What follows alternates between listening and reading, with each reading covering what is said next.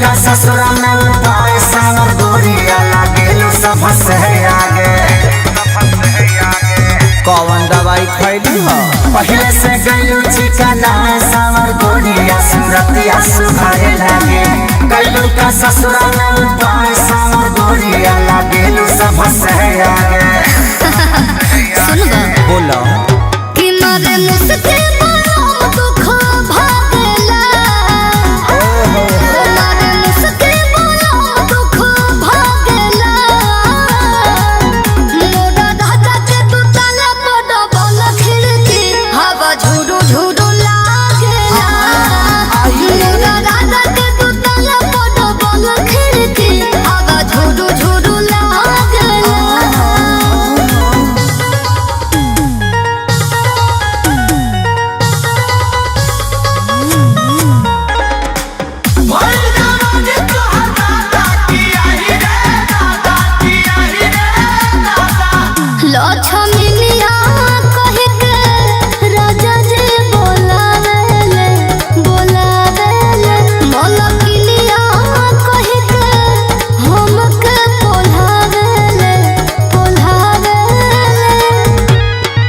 रहे भतार जी के भात के सवाद कोई सन चिखले बाड़ू तब से बदलन में जा रे ऐसा।